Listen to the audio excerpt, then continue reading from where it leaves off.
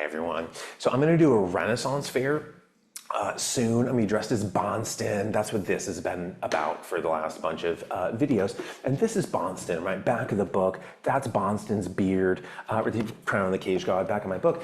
And I'm going to be dressed as him. I have a booth. I'm going to be selling my book, but I'm also going to be signing it in homemade iron gall ink. So if you've ever seen those old manuscripts, those like medieval manuscripts that have beautifully decorated little line drawings of like knights fighting. Sometimes it's lions, but it's often like snails. But it's sort of these decorated. That's iron gall ink, and it lasted through the Renaissance. We're talking like the Magna Carta was iron gall ink. Shakespeare was iron gall ink. That's what he wrote his plays in. Bach, the musical notation, iron gall ink, right? Chaucer, Leonardo da Vinci, that was iron gall. So a lot of the greatest works of through the Renaissance were recorded with iron gall ink. I'm going to make some myself out of like stuff from my yard. I mean, it's pretty easy. I mean, it's oak galls. This is all like from the yard. And then it's ferrous sulfate, right? And then you thicken it a little bit with like acacia gum. But I've talked about the oak galls in a previous Journal 64, the bones of writing. I mentioned that there's this cat. Like I feed a lot of the neighborhood cats, but there's one that I hate, and his name is Bone. Our name for him is Bones. And Journal 64, I tell that story about how I'd go in the front yard and I just pick up the galls off the ground and just chuck them at Bones. But then I decided to do this, and so I collected some galls. I collected these. These are all from the front yard, and I'm going to make ink because there's these 4 trees in the front yard that they all come from. If I'm in the backyard and where I sit to write and I look up, it looks like there's just this like one huge magical tree, like a big like deciduous muffin top of magic just cresting from the roof. So that's where I usually sit to write, is facing those trees, weather and air quality permitting. Otherwise I'm inside. But one of those trees it has this branch that's like dangerously close to the roof. It's a rental, so it doesn't really bother me. And that like whole branch, that whole tree really is just full of galls, and that's where I collected mine. And what these galls are is the tree's reaction to wasps, to gall wasps. They come in and lay eggs in the tree, and then the tree responds by creating this ball of tissue which houses the larva.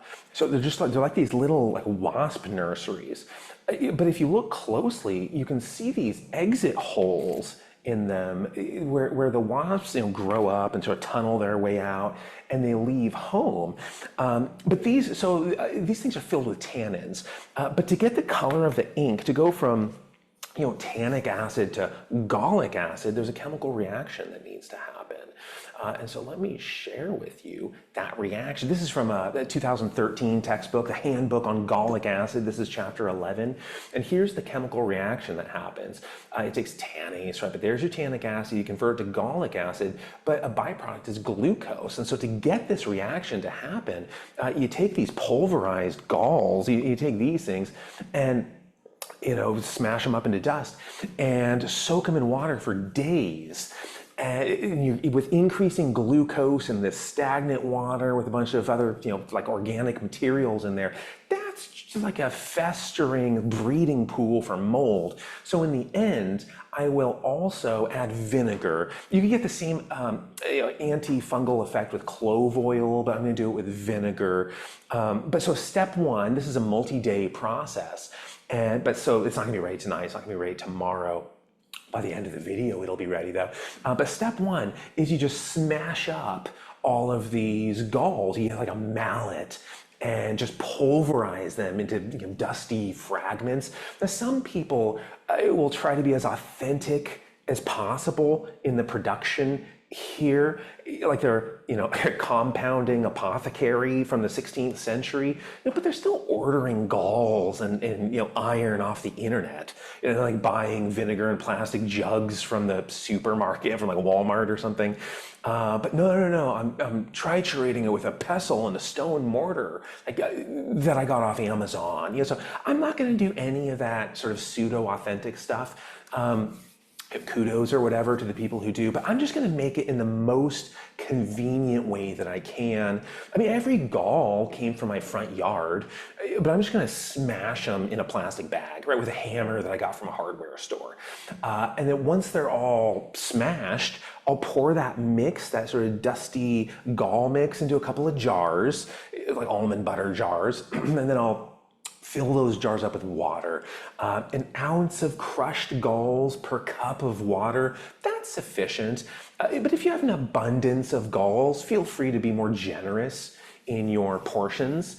You'll just have more tannic acid as a substrate for that reaction. And then let it sit for a few days. Right now, some of the recipes say a week, right? That's like longer time to mold those. I'm just going to do 72 hours. That should be plenty of gallic acid.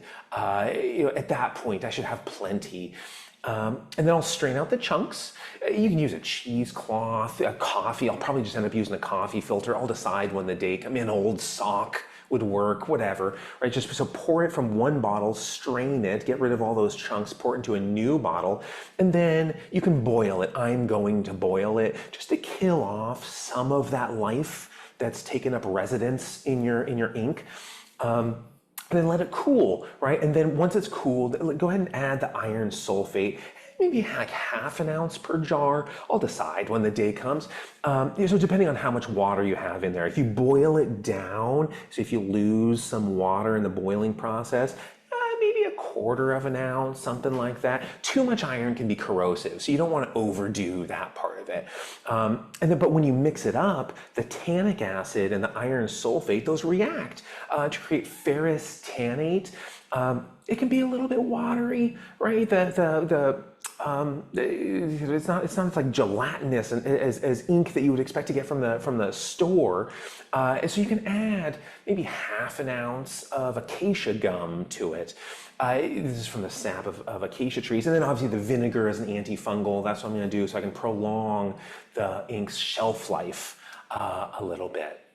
And then that's it. That's the iron gall ink, right? And then once it's made, once I've finished making it, I'm going to be signing my book with it. I'm going to be at the Renaissance Fair signing this thing while dressed as Bonston, and then I can finally shave my face and get back to like a normal facial life. But I'll report back soon. Once I've done the Renaissance Fair, I'll have some reflections in one of these. But in the meantime, I hope your ink needs are met without multi-day hassles.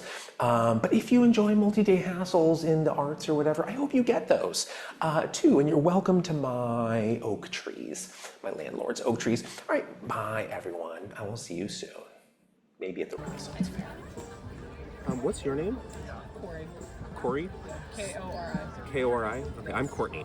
So. Hey.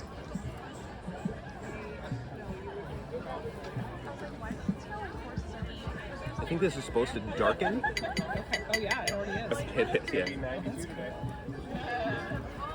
yeah.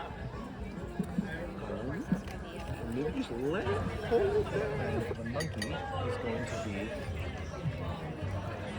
signing it to you.